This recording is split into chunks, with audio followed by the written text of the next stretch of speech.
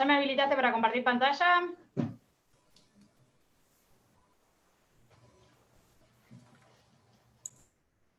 Listo, doctora, ya tiene el host y ya está la grabación. Fantástico, bueno, muchísimas gracias, Cata, súper amable. De nada. ¿Qué se supone que es la grabación? Ya arrancamos, graban la clase. Ah, no, no te puedo creer.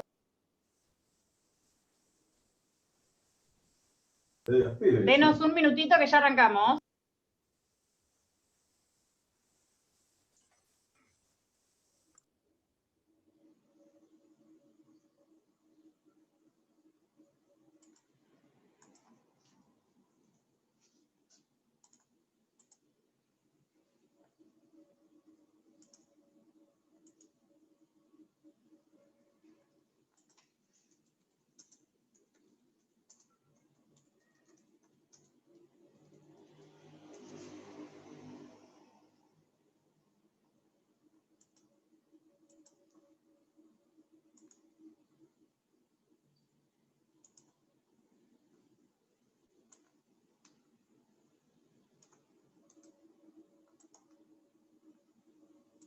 ¿Vamos a empezar? Sí, acá estábamos, perdón, estábamos ultimando detalles, yo mientras aprovechaba para tomarnos un mate. Bueno, buenas tardes a todos. Vamos a poner el power, así retomamos un poquitito con lo que vimos ayer y arrancamos con el tema de hoy, que la idea es conversar del recurso de aclaratoria, en principio, que es el punto 2 de la unidad 10, y arrancar un poquito con revocatoria, que está en el mismo punto. Aclaratoria es bastante cortito, pero vamos a hacer algunas consideraciones generales de todos los recursos, así que por ahí demoramos un poquito más. Cualquier cosa, ya saben, el doctor Jerez les pidió ayer, habilitan el micrófono, hacen preguntas, y si no, escriben en el chat, y finalizada la clase, no nos sentamos. Porque No, está parado, No. sí.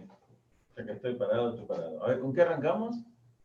Y ayer vimos hasta la clasificación de los recursos. La Bien, idea no, hoy... nada más. Este Nada cuadro... más. Ese está bueno. Bien, ese cuadro. perfecto. Para que lo ¿Lo voy a compartimos? poner. Sí. Ya está compartiéndolo. Ah, no, me dijiste que quedé sentado porque si no, no lo puedo leer. Bueno, porque tiene... Ayer vimos hasta acá cómo se clasificaban los recursos en ordinarios, extraordinarios y en qué consistía un poquito cada uno de ellos. Dijimos que en particular en esta unidad íbamos a ver con nosotros los ordinarios, aclaratoria, reposición, apelación y queja. Decía ahí el cuadrito atentado, dijimos que el de atentado no estaba regulado, a lo sumo haremos alguna mención. Bien. ¿Qué vamos a hablar hoy? Acá hay un pequeño cuadro, presten atención, es un juego unir con flechas. Es un juego unir con flecha, bien. Porque el tema de los recursos ordinarios, ¿sí? No significa que puedo elegir cualquier recurso que quiero contra la resolución del juez. Elijo el que más me conviene, elijo el que es más fácil de plantear, elijo el que tiene menos requisitos. No depende de eso. La selección del recurso para atacar una decisión del juez tiene correlación con el tipo de resolución que se quiere atacar y además con otros aspectos. O sea que acá necesitamos tener muy clara la unidad 9 que vimos para la primera parte, que se llamaba resoluciones judiciales y los diferentes tipos de resoluciones con las características que cada una de ellas tenía. Exactamente. Cuando tomábamos examen, Vicky les decía a los alumnos, les decía, mirá, es importante que sepas distinguir las resoluciones judiciales, que es una providencia simple, que es una interlocutoria, que es una definitiva. Le decía a Vicky, porque en la segunda parte vas a tener que saber que para cada resolución hay recursos. Entonces, y que no todo recurso te sirve para todo tipo de resolución, salvo el que está ahí con las flechitas celestes, veo en el cuadro, ¿sí? Que es el de aclaratoria que te sirve para cualquier tipo de resolución, los otros no. Entonces es muy importante tener presente la correlación que existe entre recursos y tipo de resoluciones. Ahí en el cuadro lo que tratamos de plasmar, vamos a ver primero... Acá la pregunta que está en verde es dirigida a si uno fuera abogado de la matrícula con un cliente que ya tiene un proceso, se dictó una resolución y la pregunta como profesionales que nos tenemos que hacer es cómo seleccionar el recurso correcto para el tipo de resolución que se quiere atacar. O sea, como profesional, enfrente a la resolución que tengo, ¿qué recurso voy a interponer para cuestionarlo? Sí, me animaría a decir algo más. También como alumno, no solamente como abogado. ¿Por qué? Porque es muy posible que en el examen uno de los profesores les diga, Mira, yo le pedí al juez que me dictara una medida cautelar para el proceso que iba a iniciar y el juez me la denegó porque no tengo verosimilitud en el derecho ni peligro en la demora para justificarla. ¿Qué recurso plantearías? Esa pregunta, que es una pregunta válida para un alumno, tiene que ver con saber qué tipo de resolución es la que están queriendo atacar. Entonces, si nosotros ubicamos que la resolución que deniega una cautelar es una providencia simple, porque se dictó sin previa sustanciación, entonces vamos a saber que contra la providencia simple puede ir una aclaratoria, puede ir una reposición, y que podría ir una apelación en el caso de que, con este detallecito. Con ese detalle que tiene que ser una providencia simple que cause gravamen irreparable. Entonces, volvemos para atrás. Veamos de esta columna, de la columna de la izquierda, están todos los recursos ordinarios, ¿no? La aclaratoria, la reposición y la apelación. El de queja lo dejamos un ratito para más tarde. Bien.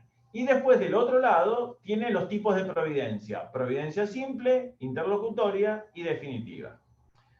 Vamos a la columna donde están los recursos. Lo primero que tenemos que distinguir para seleccionar el tipo de recurso es ver qué es lo que queremos conseguir respecto a la decisión que dictó el juez. Si lo que tiene la decisión que dictó el juez es un simple error material. Perdón, acá hago una pequeña interrupción. Ahora vamos a ver en detalle cada uno de los recursos, qué alcance tienen. Esto es un pequeño anticipo. Un pequeño anticipo. Bien, volvamos. Entonces, si yo lo que tengo que plantearle al juez respecto a una resolución que dictó, que es simplemente que corrija algún error material, lo dejo como ejemplo ahora nada más porque eso después lo va a desarrollar Vicky y los casos de procedencia. Si es un simple error material, automáticamente tengo que pensar en una aclaratoria, porque es un recurso muy sencillo, ¿sí? Y que se puede presentar contra cualquier tipo de decisión, sea una providencia simple, de las que causan gravamen irreparable o de las que no lo causan, de las interlocutorias o también contra una definitiva. En el caso de la reposición, ahí ya el objetivo del recurso no es una simple corrección o algún detalle menor como el de la aclaratoria. En la revocatoria, también lo vamos a desarrollar, la intención es que el mismo juez que dictó la providencia que yo estoy cuestionando, la deje sin efecto y diga lo que yo quería que esa resolución dijera. En definitiva, en la letra del código, esto significaría decirle al juez, quiero que usted lo revoque por contrario imperio. Después lo vamos a ver más en detalle. ¿Contra qué tipo de resoluciones va la reposición? Fíjense que hay una flecha roja en el cuadro y que solamente se dirige contra providencias simples. Y todas las providencias simples, las que causen y las que no causen gravamen irreparable. Pero solo contra providencias simples. No va ni contra interlocutorias ni contra sentencias definitivas. O sea que el recurso de reposición es un recurso fuerte porque es decirle al juez, deshacé lo que hiciste, cambiá lo que decidiste, pero no me sirve más que para las providencias simples. Por último está la apelación. Volvemos a la columna de los recursos. La apelación, fíjense, que es un recurso en el que también, al igual que la revocatoria, se pretende que se cambie absolutamente lo decidido, en todo o en parte puede ser, pero ya no va dirigido al mismo juez, sino a quien le vamos a pedir que revoque lo que dijo el juez es a la Cámara de Apelación. Si yo quiero ir con una apelación a la Cámara, ¿contra qué tipo de resolución del juez puede ser? Obviamente contra una sentencia definitiva, obviamente contra una interlocutoria, y de las providencias simples pueden ser atacables por apelación, pero solo aquellas providencias simples que causen un gravamen irreparable. Después vamos a aclarar la expresión qué significa que cause un gravamen irreparable. ¿Por qué? Hago un anticipo con esto. Esto sí, escúchenmelo bien ahora. Gravamen tiene que haber siempre para cualquier recurso. Nadie presenta un recurso por deporte. Por deporte. No, el recurso lo planteamos porque si dejamos la resolución como está, algún perjuicio para nuestro cliente va a tener. Gravamen lo podemos usar como sinónimo de perjuicio o de error de una resolución. No, más que de error, de perjuicio. De perjuicio. El gravamen y el perjuicio son sinónimos, pero no es lo mismo un perjuicio superable que un perjuicio irreparable. El perjuicio menor, ¿sí? Es el simple gravamen. Ese no me alcanza para plantear una apelación, ¿sí? Tiene que ser un gravamen irreparable. ¿Esto qué quiere decir? Que si bien me perjudica, yo lo puedo subsanar en el curso ulterior del proceso. Es decir, cuando se dice que la apelación requiere que, si es una providencia simple que cause un gravamen irreparable, quiere decir que este perjuicio no se pueda solucionar o reparar en ningún momento posterior del pleito. Por ejemplo, si el demandado contesta la demanda, ¿sí? Y el juez la tiene por contestada, y el actor dice, no, en realidad no se la tiene que tener por contestada, porque en realidad no cumplió con los requisitos del 354. Dice, porque es incompleto ese escrito. Ese planteo que hace el actor, ¿lo puede habilitar a una apelación? No, porque en definitiva, lo que él quiere en el juicio es que le hagan lugar a la demanda. Y si el demandado contestó la demanda y dijo blanco o negro, eso, si él tiene razón, si el actor tiene razón, lo va a poder solucionar en un momento posterior del pleito. ¿Por qué? Porque el juez le va a sacar una sentencia favorable al final. El tema es cuando lo que estoy atacando por apelación ya me veda definitivamente un objetivo que yo quiero perseguir al final del proceso. O sea, es algo que necesito solucionar ya, que no puede esperar a que otra etapa. No puede esperar, porque el perjuicio no se arregla más. Por ejemplo, si el juez me dice, Rubén, te rechazo in limine la demanda porque para mí no estás legitimado para reclamar, eso ya no tiene arreglo posible, porque en definitiva ya me está delegando absolutamente la posibilidad de pedir lo que estoy pidiendo en la demanda. Si el juez en un despacho, fíjense lo que hacemos muchas veces en la Cámara nosotros, vemos que por ahí se apelan resoluciones del juez en las que el juez le dice, previamente acompañe tal y tal cosa. Los previamente, ¿me están diciendo que no a lo que yo pido? No, me lo están postergando, me lo están condicionando al acompañamiento de algo. O por ejemplo dicen, téngase presente lo solicitado para la etapa probatoria. Me lo está negando, pero no me está diciendo que es definitivo, me está diciendo más adelante lo vamos a ver. Entonces, en esos casos, la providencia no provoca un gravamen irreparable. Puede provocar un perjuicio, sí, porque me está haciendo esperar o me está haciendo cumplir con un recaudo que yo pensé que no tenía que cumplirlo, pero no me está vedando el reconocimiento de mi derecho en la sentencia definitiva. Entonces, repasando, lo que causa gravamen irreparable es aquello que no se puede solucionar en el curso ulterior del juicio ni en la sentencia definitiva. Si es algo que puede ser solucionado más adelante y puede ser reconocido en la sentencia, entonces puede ser un gravamen, pero no es irreparable. Entonces la apelación no va. Bueno, hecha esta aclaración introductoria para que vean que la aclaratoria es el recurso que más amplitud tiene con respecto al tipo de resoluciones recurribles, que la reposición es solo contra providencias simples, y la apelación es amplia, pero no tanto como todas las resoluciones, porque deja al margen las providencias simples que no causan gravamen irreparable, porque esas solo tienen la posibilidad de una reposición. Acá las providencias simples de la reposición, esta liñita roja, incluye las que causan y las que no causan gravamen irreparable. Todas las providencias simples. Todas las providencias apelación, simples. Simplemente las que causan gravamen irreparable. Bien. Esto es un cuadro de presentación para que tengamos en cuenta los recursos, adelantando más o menos para qué se prevé en cada uno de ellos y el tipo de resoluciones que se van a atacar por intermedio de ellos. Bueno, ahora vamos en particular, la aclaratoria, ¿la dejo aquí un segundito? Sí, dale. Punto 2, recurso de aclaratoria. Como ya adelantamos, es el más amplio en cuanto a la posibilidad de resoluciones que se pueden atacar, pero es el más acotado, por decirlo de algún modo, lo que vamos a cuestionar a través de aclaratoria. Es el que menos modificaciones genera, porque justamente ahora vamos a ver en los conceptos que no se puede alterar lo sustancial de la decisión a través de la interposición de este recurso. Hablo de recurso y en realidad ayer estuvieron hablando con el doctor Jerez de una clasificación de recursos y remedios, no sé si las recuerdan, y en una de esas clasificaciones el doctor Jerez les dijo que se podían diferenciar remedios, aquellos que resolvía el mismo juez que las dictó, y recursos, aquellos que iban a ser resueltos por un juez de la instancia superior. En esa clasificación, el recurso o remedio de aclaratoria va a ser resuelto por el mismo juez que dictó la resolución. Todas las filminas van a estar siguiendo el texto de Arasi y de Camps, por si quieren ir a la bibliografía específica. ¿Qué puse ahí yo como primera medida del recurso de aclaratoria? El concepto. Dice, por medio de la aclaratoria, el mismo juez o tribunal que dictó una resolución, ahí tenemos la primera característica, o sea, se va a interponer y la va a resolver el mismo juez o tribunal que dictó la resolución, puede subsanar las deficiencias materiales que ésta contenga, o sea, las deficiencias materiales que tenga la resolución, corregir errores de material, de redacción, perdón, o integrarla de conformidad con las peticiones oportunamente formuladas. Este concepto ahora lo vamos a desarmar y vamos a ver estas tres posibilidades que incluye el recurso de aclaratoria de subsanar deficiencias materiales, corregir errores de redacción o integrarla de acuerdo a las peticiones. Ese es un primer concepto de Arasi. ¿Qué puse en este segundo concepto que en realidad es bastante similar?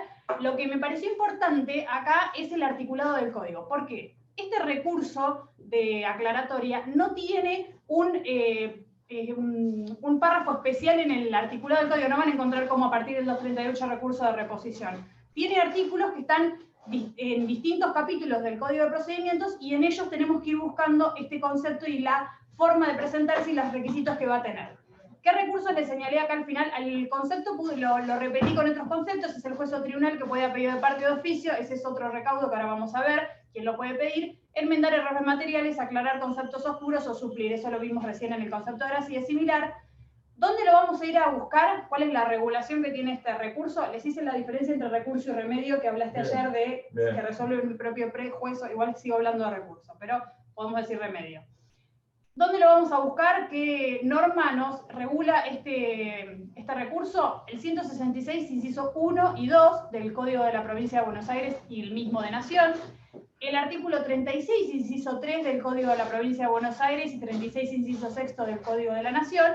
Y el 273 y 278 de Nación. 273 y 278 son equivalentes, cambia el número de los códigos, lo mismo que los del 36. El contenido es el mismo, cambia la numeración. ¿Qué tenemos que tener en cuenta en estos recursos? En este recurso ustedes me van a decir por qué están en estos lugares del código.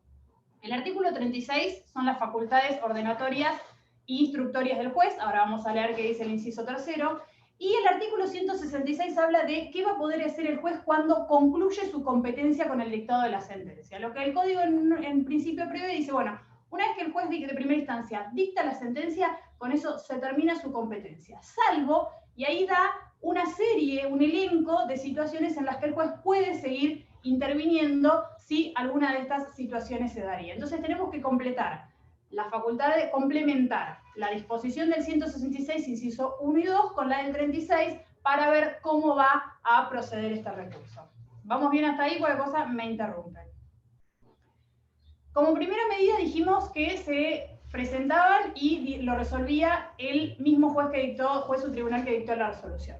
¿Cuándo procede? En el concepto los vimos todos juntos, acá los diferenciamos y el doctor Jerez cuando hizo el cuadrito recién algo adelantó. Procede como primera medida para corregir errores materiales. ¿Qué errores materiales deben ser? Recuerden que dijimos que no se modifica lo sustancial de la resolución con este recurso, es simplemente aclarar. Corregir errores materiales incluye errores en la expresión del lugar, errores en la formación de una idea, defectos de cálculo, consignación equivocada del nombre de las partes o de la ubicación del bien objeto del proceso. ¿Qué son estas situaciones que consignamos acá? Ejemplos de cuál puede ser el error que contenga la resolución para que la parte pueda pedir que se aclare a través de este recurso. Perdón, señorita, como decimos cuando estoy dando yo clase. Levanta la mano. Yo puedo decir por medio de una aclaratoria, pedirle al juez, señor juez, corrija ese error de cálculo, porque usted calculó intereses a una tasa que no es la que corresponde. Yo pedí en la demanda que me aplicaran la tasa que establece la ley del consumidor. Y usted me aplicó una tasa que está en el Código Civil y Comercial. Está mal hecho el cálculo. O sea, pido que lo corrija como error material. ¿Qué me va a decir el juez? El juez de primera instancia le va a decir que es improcedente, que lo pedido excede de lo previsto en el 166, inciso 1, inciso 2 y del 36 del Código. ¿Por qué? Porque si lo que él pretende es que se ponga una tasa de interés distinta, no me acuerdo el ejemplo, Sí. una distinta, ya eso implica modificar el cálculo que se hizo en la sentencia definitiva, o sea, va a provocar una modificación sustancial del contenido de la sentencia y este recurso no está destinado a ese objetivo. ¿Ven? O sea, el error de cálculo al que puso Vicky ahí como ejemplo, de efectos de cálculo, es que aún aplicando la tasa que corresponde y que el juez dijo en la sentencia, sacó mal la cuenta, pero la tasa estaba bien identificada la tasa. ¿Se entiende la diferencia? Si yo quiero meter como aclaratoria, cambiame la tasa que pusiste en la sentencia, eso altera lo sustancial de la decisión y obviamente que eso no puede ir por aclaratoria, tendría que ir por un recurso que no va a ser este.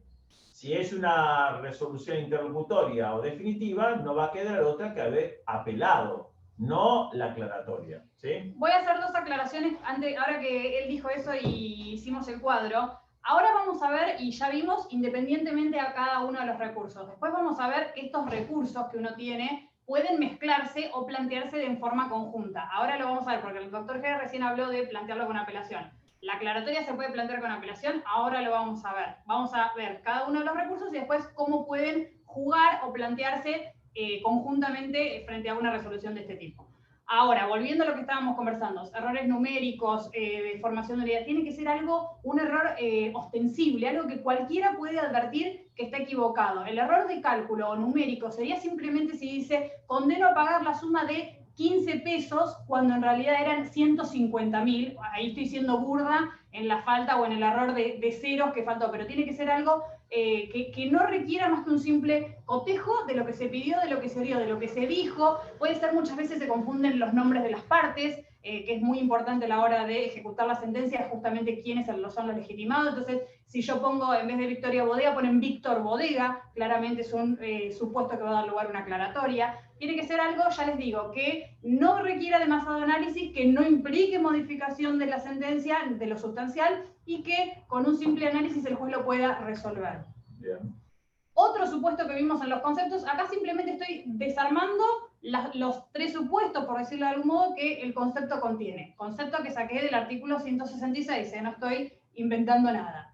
Otro de los supuestos del 166 dice, a fin de aclarar conceptos oscuros. Dice, cuando la sentencia carece de precisión o hay contradicción entre los considerandos y la parte dispositiva. ¿Cuándo es este supuesto?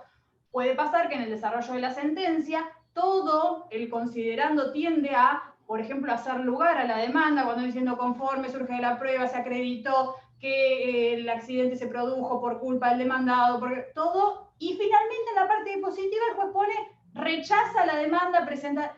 Entonces ustedes ahí, ¿qué van a hacer? Dice, pero ¿cómo? Todos los fundamentos dados por el juez parecen ser que tienden a que la sentencia es procedente. Y en el considerando, finalmente, en la parte dispositiva, finalmente el juez dice, rechazo la demanda. Ahí es un caso patente, es muy burdo por ahí lo que estoy diciendo, pero suele suceder, puede pasar que los jueces equivoquen en las construcciones, o muchos, no voy a mentir, usando modelos predeterminados, en las partes dispositivas queden pegados admisiones o rechazos que no son procedentes, y ahí eso habilita a el planteo de un recurso de aclaratoria. O cuando por ahí, profe, puede ser cuando no estaban tan presentes en los procesos, que por ahí se lo pasaban y ponía cosas contradictorias. Los jueces siempre estuvieron presentes en los procesos. Bueno, que a veces no formaban. Con el proceso escrito puede tender más a, pero... No tan activos, quiero decir. No se refiere a eso, porque en realidad el juez se tiene que hacer cargo de las resoluciones que dicta desde el primer despacho hasta el último. Claro. Yo por ahí le di una mala imagen cuando dije en la clase anterior, cuando el juez le llega el expediente a sentencia, como si antes no hubiera firmado nada en el expediente. No, en realidad el juez firma desde la primera resolución hasta la última. Entonces, en ese punto, no hay que pensar que el juez no debe hacer cargo de lo que firma durante el desarrollo del juicio. Él siempre está firmando las resoluciones, ¿sí? Más que nada esto, lo de aclarar concepto oscuro, el ejemplo que dio Vicky estaba bien, y también a veces... los jueces no somos del todo claros con el rumbo que queremos marcar a partir de la sentencia.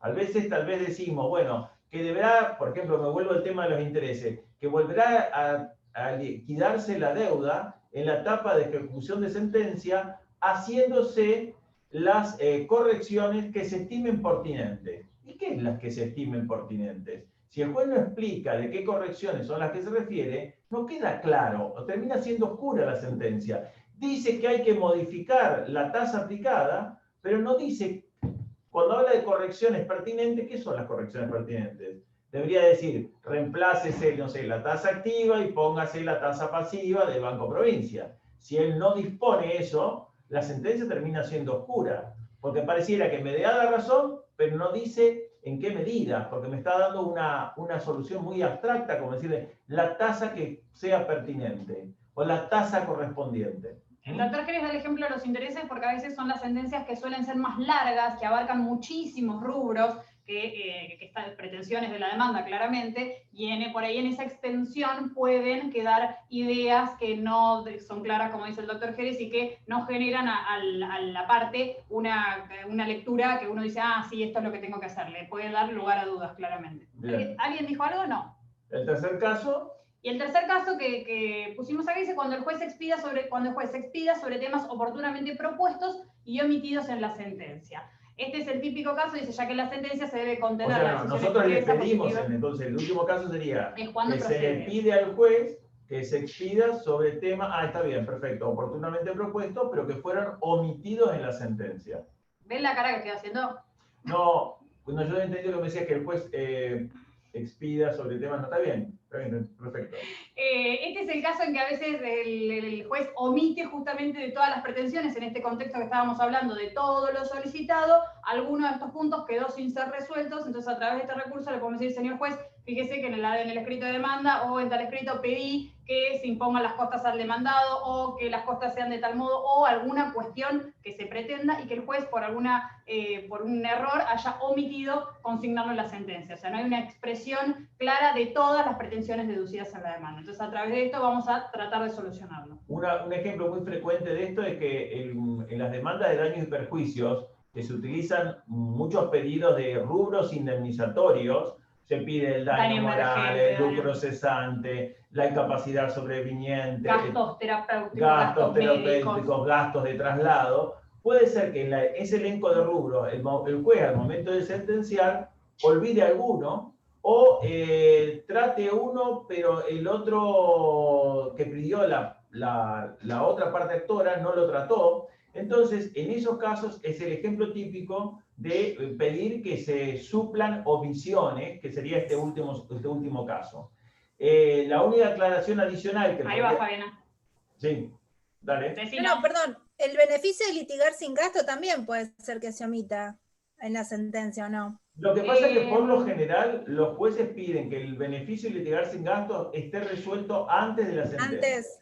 Claro, el juez dice, cuando el abogado pide pasen los autos a sentencia y el juez ve que hay un incidente de beneficio y litigar sin gasto que no está terminado, dice previamente culmine el beneficio y después dictamos la sentencia. Pero bueno, si no lo hubiera hecho así y el actor dice, bueno, escúchame, vos me estás condenando en costas, pero tenés que tener en cuenta que yo pedí un beneficio. Entonces, si el juez ahí advirtiera que no lo había resuelto, pero ya estaba terminado, podría expedirse por medio de una aclaratoria diciendo, tenés razón, había olvidado resolver también el beneficio y lo resuelvo también como un punto omitido a través de la aclaratoria que vos estás dando. Pero en general los jueces no pasan el expediente al dictado de sentencia si todavía no está resuelto un incidente como podría ser, por ejemplo, el de beneficio y litigar sin gasto. Bien. Y con respecto a lo de justicia gratuita, por el tema de la ley de consumidor. ¿Qué pasa? Y también, o sea, eso se resuelve también es como incidente, por eso no lo tengo bien en claro. No, mire, eso funciona automáticamente. No hay que probar nada con el beneficio de gratuidad, ojo con eso. Claro, pero... Son distintos institutos, o sea, si hay oposición, o sea, si de pronto... va a tramitar por un incidente o se genera... Incidente también. Se genera una incidencia, para decirlo, porque tramita dentro del mismo expediente, no aparte, como un incidente. No aparte. Se genera una incidencia, que es lo mismo, pero dentro de la misma causa, donde se va a resolver, pero no se resuelve el beneficio de gratuidad en la sentencia definitiva. En general. Es más. O sea, ya se resolvió con anterioridad si procede. Con anterioridad. Si solicitó lo tiene o no. Sí, perdón. Bien. Sí, en general, el consumidor como parte actora ya en el mismo escrito inicial está haciendo referencia que goza del beneficio de gratuidad. ¿Para qué? Para salvarse de qué carga que tendría que hacer. De pagar la tasa.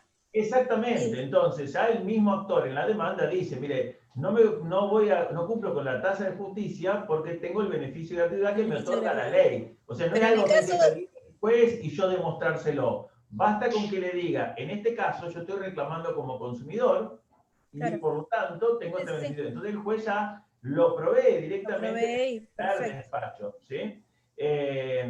Incluso lo puede, digamos, volver a reiterar a la existencia de ese beneficio cuando, por ejemplo, viene un perito y pide anticipo para gastos. Entonces es posible que cuando el perito pide anticipo para gastos, el juez diga, mira, teniendo en cuenta que el actor goza de esta franquicia, lamentablemente vas a tener que hacer el dictamen sin ese adelanto de gastos que normalmente se te autoriza, ¿sí? Bien, entonces acá están los 3 casos en los que procede aclaratoria. Quiero ver plazo de interrupción. Solamente tengan en cuenta estos supuestos porque es muy útil así como hoy vimos qué tipo de recurso contra qué resolución, tengamos en cuenta cuáles son exactamente los supuestos en los que procede este tipo de recurso para evaluar si consideramos que es procedente o no. Es un recurso súper útil. Ayer el doctor les habló de las ventajas de los recursos en la celeridad procesal, en esto de decir, tengo la posibilidad de decirle al juez, señor juez, pasó esto, aclare y con esto solucionar la cuestión. Tengan en cuenta que aquella resolución que aclare finalmente, si aclara, o sea, si se hace lugar, si el juez advierte que algo omitió y lo aclara, esa resolución aclaratoria va a formar parte de la sentencia definitiva. O sea, quedan integradas la sentencia que se dictó con la aclaratoria que el juez dictó con posterioridad como una misma resolución, ¿sí? Quedan integradas con las dos cuestiones. Incluso a nivel interno, en los juzgados, cuando se dictan aclaratorias de sentencia, la registración que se hace de esa decisión se dice relacionada con la sentencia de registro número tal, como diciendo, esto forma parte de la sentencia que ya fue registrada antes, ¿sí? Si no se hace lugar a la aclaratoria porque no es procedente, no. Esta integración se hace si la aclaratoria es procedente, algo se aclaró de la sentencia definitiva, entonces van a formar un cuerpo único. 2 preguntas. Ayelen. 1, si la aclaratoria es para una providencia simple o para una interlocutoria, ¿esa qué forma es la aclaratoria? Esa sería una pregunta. Y yo tampoco entendí qué forma es. Si yo quiero atacar una providencia simple o una sentencia interlocutoria. El juez... Serían los mismos supuestos por los que se habilitaría la procedencia que vimos recién. Claro. Y el juez da lugar y aclara. Bien. ¿Eso en qué formato, cómo es eso? ¿Sale como una providencia simple, como un interlocutor? ¿En qué forma va? Depende tenés que registrarlo de la resolución que se ataque. Recordá, providencias simples. Las providencias simples son aquellas que se dictan sin previa sustanciación, ¿sí? Entonces, exactamente. Si no hubo sustanciación previa, todo lo que yo dicte, o sea, si yo soy el juez, va a ser providencia simple. Listo. En el caso de que cuestiono por medio de la aclaratoria una providencia simple. Una providencia simple, obviamente, la aclaratoria, recuerden, va a decir Vicky en un momentito, va a decir cómo es el trámite, pero va a ser una providencia simple. En el caso que ataquemos una interlocutoria, va a tener la forma interlocutoria. ¿Por qué? Porque la interlocutoria también se registra, entonces va a haber que hacer la relación, ¿sí?, de que esto aclara lo ya resuelto en otra interlocutoria. Y lo mismo pasa con la definitiva. O sea, copia el formato, la resolución donde el juez admite o deniega la resolución aclaratoria, el recurso de aclaratoria, copia el formato de la resolución que se cuestiona. Exactamente. ¿Sí? ¿Sí? Y la otra pregunta, Yelén, eran 2. Me parece que dijiste, te hago una pregunta y dijiste 2. Si deniega. Si dice, no tengo que aclarar eso. Lo mismo va a salir con el mismo formato de la resolución que estoy atacando. Bien. O sea, tanto la admisión como la denegatoria de la aclaratoria van a salir por el mismo formato de la resolución que se cuestiona. Sí, correcto. Bien. Bueno, ¿seguimos? Continuamos. Plazo y forma de interposición. Ya vimos contra qué procede, vamos a ver el plazo y cómo se interpone. Fundamental esto, porque es muy importante, ya saben, lo vimos en parte de notificaciones, plazos. ¿Cuántos días tiene para interponer la parte del recurso de aclaratoria? 3 días, dice ahí, en primera instancia. ¿A partir de cuándo? Desde que se notificó de la sentencia. O sea, el plazo para interponer recurso aclaratoria, esto como el ABC para el parcial, el plazo para interponer recurso aclaratoria en primera instancia es de 3 días a contar desde que se notificó. Yo ahí puse de la sentencia. Lo mismo es desde que se notificó de la providencia simple o sentencia interlocutoria. Si quieren entender sentencia como definitiva, bueno, incluye a todas las providencias de las que se puede haber notificado la parte. 3 días. En cámara, o sea, resoluciones que se dictan en cámara, el plazo va a ser más extenso, no hay una normativa que así lo disponga, esto es jurisprudencial, y se entiende que son 5 días desde que se notificó de la sentencia. En cámara, ¿sí? Bien. Ambos, Pero quedó un punto ahí que en realidad que es no un va, punto, es lo mismo. Es lo mismo. Después 5 lo días en corrijo. cámara desde que se notificó la sentencia de cámara. Quedó un Perfecto. puntito ahí, O este sea que puntito no el va. plazo para la aclaratoria sea tanto en primera instancia de 3 días y en cámara son 5 días. Correcto. Se me ocurre una aclaración con respecto al plazo ahí. A ver. Hay un tipo de juicio de conocimiento que es el sumarísimo, en el que todos los plazos son de 2 días. Entonces, Salvo en el ese de la caso, demanda que es de 5. salvo el traslado de la demanda que es de 5 y el plazo de prueba que lo fija el juez. Pero sacando esos casos especiales, todos los demás trámites que haya que hacer en un sumarísimo tienen un límite de tiempo de 2 días para articularse. Entonces, si el recurso de aclaratoria tuviera que presentarse en un juicio sumarísimo, el plazo debería ser el de 2. Esto sería una situación excepcional porque es para el juicio sumarísimo, nada más. La regla general es lo que les puso Vicky ahí, 3 días en primera instancia y 5 días en cámara. ¿Qué puse aclaré acá? Y ya lo adelantamos hace un ratito. En ambos casos, yo digo, ya sea de primera instancia o de segunda, siempre el recurso aclaratorio se presenta por escrito y debidamente fundado. ¿Qué significa debidamente fundado? Haciendo explícito el motivo por el cual planteo la aclaratoria de los 3 supuestos que vimos hace un ratito. O pedir que se corrija un error material, o partes oscuras, o alguna omisión del pronunciamiento. Especificando de forma detallada y por escrito al juez, señor juez, esto es lo que necesito para que el juez tenga en claro qué es lo que debe corregir, aclarar o suplir en el caso que sea cualquiera de estos supuestos. ¿Sí? Bien, entonces cuanto a la forma, Por es escrito, fundado. Fundado. Muy Sin bien. 3 días, 5 días el plazo de interposición. Bien. ¿Cómo puede proceder la aclaratoria? Acá les hice un cuadrito comparativo de oficio o apellido de parte.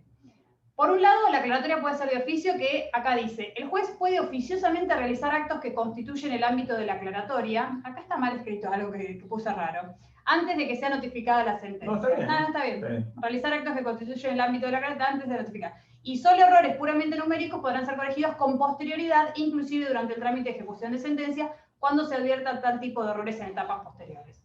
¿Cómo va a proceder el recurso de aclaratoria de oficio o apellido de parte? Apellido de parte es todo lo que vimos recién. Hagamos un paréntesis con esto de oficio. O sea, el mismo juez que dictó la resolución tiene facultades para corregir, si advirtiese en algún momento sus propios errores a través de este recurso. O sea, Pero sí. en realidad, para que no se confunda, Sí. la expresión recurso la dejamos más que nada para cuando lo plantea la parte, ¿sí? Exacto. La parte es la que utiliza el medio de impugnación. Entonces, el juez no se va a impugnar su propia decisión. Entonces, en este caso no llamamos recurso aclaratoria, sino que lo llamamos aclaratoria oficiosa, oficiosa o de oficio, ¿sí? No es recurso, sino es una decisión del propio juez de aclarar algo que se dio cuenta de que había sido equivocado, sea por cualquiera de los 3 motivos que ya Vicky les explicó, ¿sí? El errores materiales, los conceptos oscuros o las omisiones. Y eso lo puede hacer el juez. Fíjense que tiene ahí marcado con negrita en el concepto de Vicky, dice antes de que sea notificada la sentencia. Lo que significa es que después de notificada la sentencia, ¿quiénes son los que tienen que activar si quieren que se corrija algún error de la sentencia? La parte. Acá pasamos al otro tipo de aclaratoria. A las partes, ¿verdad? Entonces, el juez tiene el poder absoluto para cambiar la decisión desde el punto de vista de algún error de los que mencionamos recién, siempre que lo haga antes de notificada la sentencia. ¿Sí? Recuerden que ni bien arrancamos a hablar de aclaratoria, y cuando yo les hablé de las normas que legislan este instituto, hablé del 36, que es el de las facultades ordenatorias e instructorias del juez, justamente con este poder que tiene de él mismo aclarar su propia resolución, siempre con esta limitación temporal. Antes de notificada la sentencia, cualquiera de los errores que estuvimos mencionando, La única excepción que hace el código es cuando fuera un error puramente numérico que le dice al juez que puede corregirlo aún en la etapa de ejecución. Ahí con un error tipo puramente numérico le da la posibilidad de que pueda corregirlo con posterioridad. Toda corrección del otro tipo debe ser con anterioridad a la notificación de la sentencia. Los errores puramente numéricos, imagínense tener que decir, tuve que volver a iniciar el juicio porque me equivoqué, se equivocó el juez en una cifra. Y en no eso que dije, de 15 y 150.000. Claro, imagínense que sería un terriblemente antieconómico, que hubiera que tramitar todo un nuevo juicio para eso. El error numérico no solamente está en este ámbito de la posibilidad del juez de corregirlo después, aún cuando ya esté notificada la sentencia, sino incluso también las partes por fuera del plazo de 3 días o de 5 días, también pueden pedir modificaciones de errores numéricos. Sería ilógico plantearle a una parte, mirá, me doy cuenta, es cierto, quedó 50.000 y era 5 millones. Pero bueno, como vos no viniste dentro de los 3 días a plantear la aclaratoria, y yo tampoco me di cuenta de oficio antes de que esté notificada la sentencia, lamentablemente esto no tiene arreglo. ¡No! Eso es una barbaridad. Es una barbaridad. Cuando hay un error puramente numérico, el juez, ya sea pedido de parte de oficio, lo puede solucionar en un momento posterior. No cuando ya se produjo el consumo jurídico. Esto quiere decir, si ya está terminado el juicio, está cancelada la deuda, no podría después ir al juez a revolver expedientes en su despacho y darse cuenta que si hubo un error, ahora dice, me equivoqué. Me equivoqué y faltan 500.000 pesos más pagar. Si no hay consumo jurídico, estas cosas son arreglables. Lo de error puramente numérico, lo otro no. Por el otro lado, todo lo que venimos conversando, aclaratoria, pedido de parte, digo todo lo que venimos conversando porque siempre apuntamos cómo procede este recurso desde el punto de vista del profesional que quiere cuestionar o advertirle al juez que ha cometido un error y se lo subsane. Siempre que el juez de oficio no lo haga, lo va a hacer la parte en el plazo que dijimos recién, reitero, 3 días primera instancia, 5 cámaras por escrito fundado, y acá está mal escrito al final, pero tengan en cuenta, lo dijimos desde el principio, no es un recurso que procede para modificar lo sustancial de la resolución, dice los errores de hecho o de derecho que constituyen los fundamentos de la sentencia, no, hay una S de más, no son reparables por este medio. Acuérdense, simplemente cuestiones, errores ostensibles, simples de corregir y sin modificar lo sustancial de la resolución. Para eso está previsto este recurso de aclaratoria. O sea, aun cuando el juez advirtiera que por el pedido de aclaratorio en las partes, que en realidad se confundió en los hechos porque tomó como que el auto venía por la derecha y en realidad venía por la izquierda, y en función de eso consideró mal la prioridad de paso, y le hizo perder el juicio al que realmente tenía la razón, por más que sea un simple error de ese tipo, eso cambia sustancialmente la decisión y no puede atacarse por aclaratoria. No disfracemos en error de hecho lo que en realidad fue un error de apreciación de la prueba y ver que realmente la circulación de una calle iba en un sentido y no en el sentido que dijo el juez en la sentencia. ¿Se entiende el ejemplo? ¿Sí? No hay nada. Ayer me hace así. Sí. Yo estoy escuchando y nada, estaba pensando que sería todo lo que no, que nada de lo que tenga que ver con la sana crítica del juez. Serían como cosas que están lejos de eso. Totalmente. Lejos de eso. Totalmente. Lejos de eso, voy a hacer un resumencito, porque acá terminamos el recurso aclaratoria, es cortito, si lo tenemos que estudiar para el examen, fundamental. Lo primero que vimos, ¿qué providencias se pueden atacar por este medio, por este recurso? Dijimos providencias simples, sentencias interlocutorias, sentencias definitivas. ¿Cuáles son las normas que lo regulan? El 166, el 36, el 273, 278. ¿Contra qué procede? ¿Cuáles son los supuestos en los que está habilitado este tipo de recurso? Dijimos, corregir errores materiales, suplir omisiones, errores numéricos, los 3 supuestos que vimos. Plazo de interposición del recurso de aclaratoria, importantísimo los plazos por el objetivo que tienen. 3 días en primera instancia, 5 en cámara. ¿Cómo se presenta? Por escrito y debidamente fundado. Tipos de aclaratoria que podemos encontrar de oficio, cuando es el mismo juez el que advierte su error y lo corrige, todo lo demás va a ser la parte la encargada de peticionar que se acompañe este recurso. Preguntas que se me van ocurriendo mientras explicamos todo esto. ¿Qué pasa? Bueno, ya dijimos, ¿qué pasa si por medio de aclaratoria... Antes de pasar las preguntas esas, yo lo que voy a leer son los puntos del programa para ver si nos quedó algo pendiente, o por lo menos para que ustedes identifiquen los puntos, porque los temas fueron todos dados por Vicky recién, pero quiero que identifiquen cada punto con lo que explicó Vicky, porque el día del examen lo que ustedes tienen en la mano es el programa, entonces siempre tengan a la mano el programa. El primer punto que dice concepto, declaratoria, ya está. El objeto también está porque son los 3 supuestos a los que se refirió Vicky. El punto que dice límites, ahí no se enrosquen. Límites es simplemente lo que leyó Vicky que aparece en el 166, inciso 2, cuando dice el límite de la aclaratoria es que no se puede alterar lo sustancial de la decisión. Eso es lo que tienen que decir en el examen si un profesor le pregunta límites de la aclaratoria. Acá lo estoy marcando, perdón, me fui. Ahí dice, no altere lo sustancial de la decisión y la normativa jurídica. Bueno, eso responde al punto que dice límites, ¿sí? Después el punto de aclaratoria dice plazos, y lo dice con ese, porque por lo que explicamos hace un ratito, no hay un único plazo para la aclaratoria, es de 3 días en general, pero puede ser de 5, como dijimos, si se pide aclaratoria en la resolución de Cámara, o puede ser 2 si fuera en un juicio sumarísimo. Después de los requisitos, Vicky habló, y en los requisitos habló tanto de la forma de interposición, que dijo que era por escrito, sino que también tiene que ser fundado. Y por último, el último renglón del punto dice facultades del juez.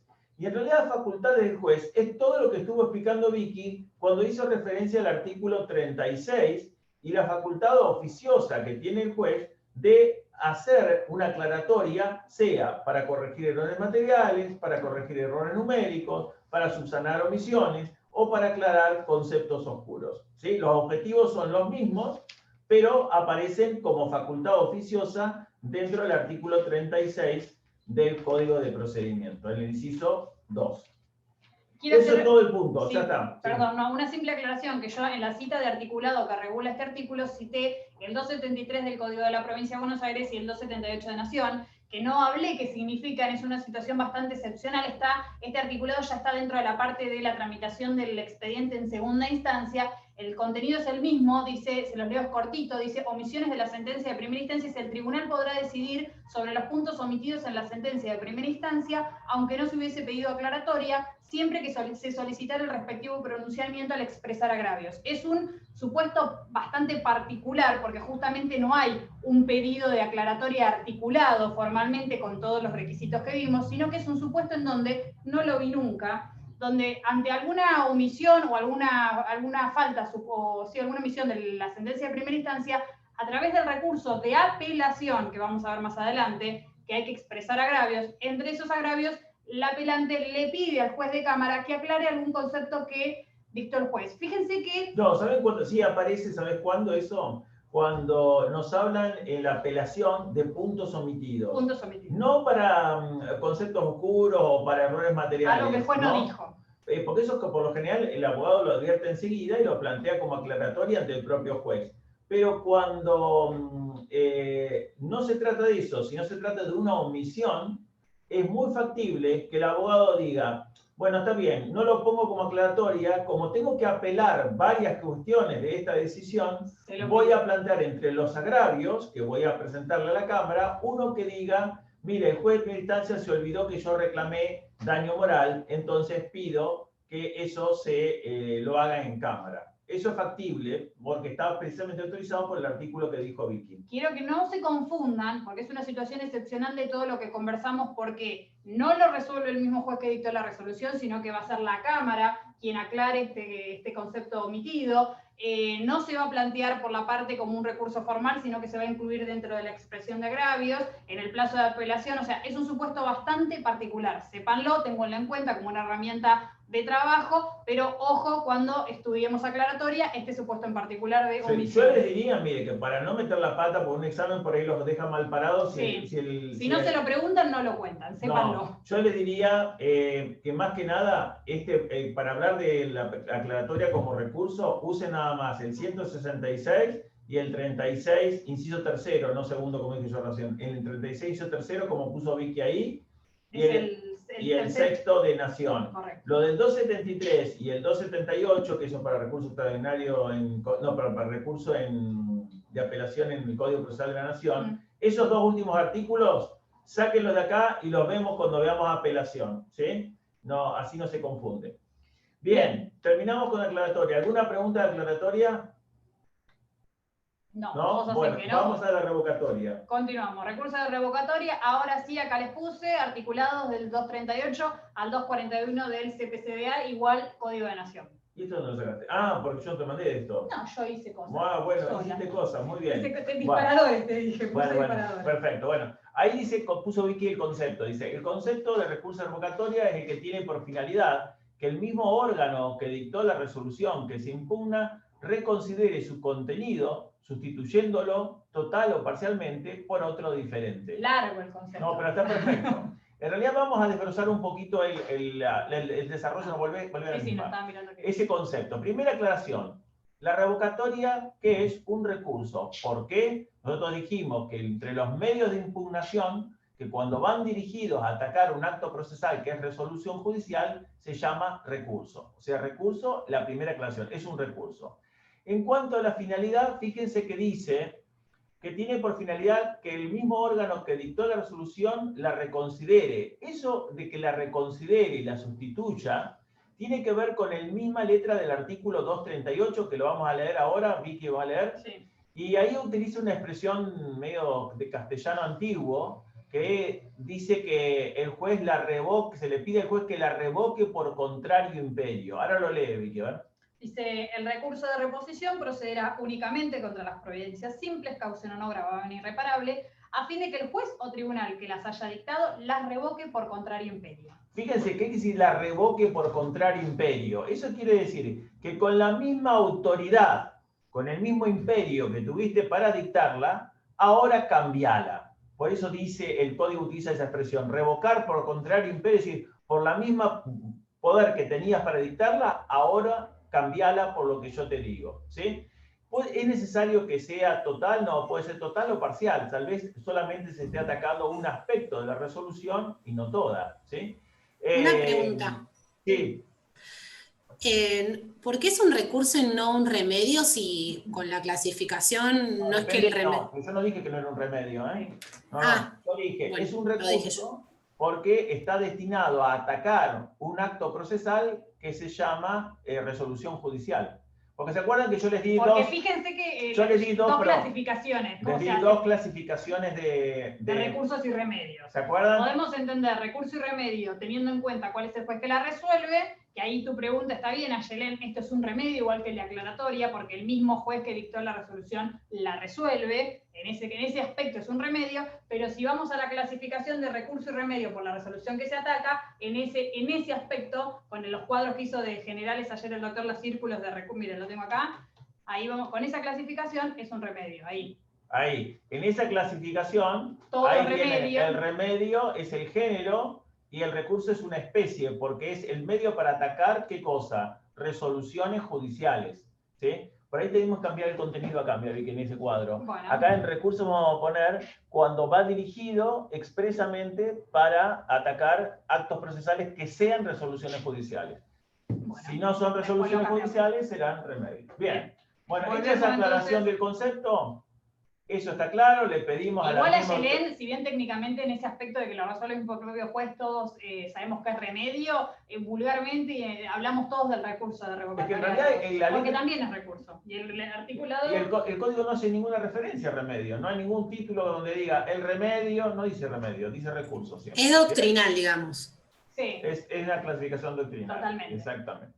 Bien, concepto está. Tengan en cuenta que todos los límites que pusimos a la aclaratoria, de que no puede ser un recurso que esté destinado a modificar lo sustancial de la resolución, al contrario, el de reposición sí justamente es el indicado para que lo sustancial de la decisión que dictó el propio juez sea modificada. No les digo es lo mismo porque dijimos que las resoluciones que se van a atacar por los recursos estos son distintas, pero tengan en cuenta, la imitación de la aclaratoria es todo lo contrario en la revocación. Muy buena aclaración de Vicky. Y ahí vamos. Es justamente un recurso que tiene un efecto mucho más amplio que el de la aclaratoria. Importante, very important. Bueno, ¿Contra qué procede? pará. Esto es el punto siguiente.